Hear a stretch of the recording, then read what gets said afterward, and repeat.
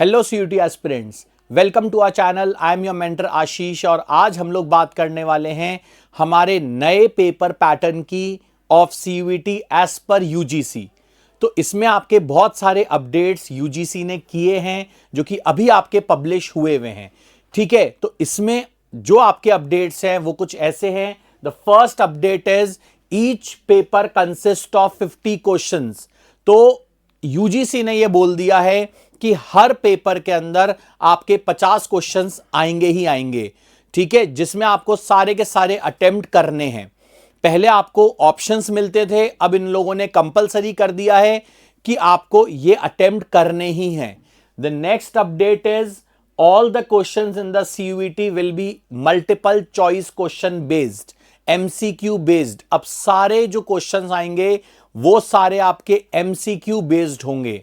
The third important update is the questions asked in CUET will be NCERT based। तो अब जो आपके CUET में क्वेश्चंस आएंगे वो आपके maximum part will be from the NCERT।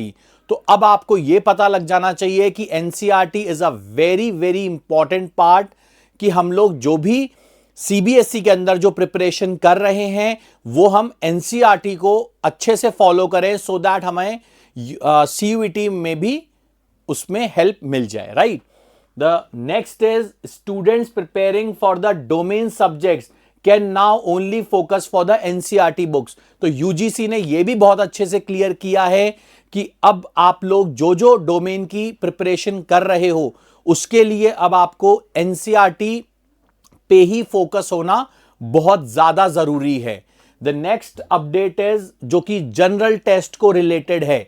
अब जनरल टेस्ट से रिलेटेड जो भी आपकी अपडेट आई है उसमें यह है कि अब इसका नाम चेंज होके जनरल एप्टीट्यूड टेस्ट हो गया है, which is called as GAT, जिसके अंदर आपके पास जो सब्जेक्ट्स आएंगे या जो आपके पास टॉपिक्स आएंगे which will be broadly classified as the first is general knowledge. तो आपको सबसे पहले जो करना है वो जनरल नॉलेज की प्रिपरेशन करनी है। आपको करंट अफेयर्स अपने बहुत अच्छे रखने हैं, जिसके लिए आपको न्यूज़पेपर रीडिंग अच्छे से मतलब करनी भी चाहिए और आप लोग एक हैबिट भी होनी चाहिए। The next is mental ability which is the reasoning part. Mental ability में आपका रीजनिंग पार्ट आ जाता है। नेक्स्ट इज न्यूमेरिकल एबिलिटी, जो कि आपकी क्वांटिटेटिव एप्टीट्यूड भी कहते हैं इसको, जो कि थोड़ा बहुत आपका मैथ से रिलेटेड होता है। Next is quantitative reasoning, the reasoning based on the maths part, ये भी आपका इंपॉर्टेंट पार्ट है। और नेक्स्ट आता है आपका एनालिटिकल रीजनिंग।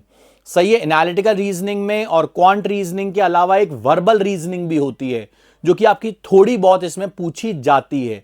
ठीक है, which is a small part in this आपका जनरल टेस्ट। राइट, तो ये आपका है एक ब्रॉडली क्लासिफिकेशन और नए पेपर पैटर्न की अपडेट्स।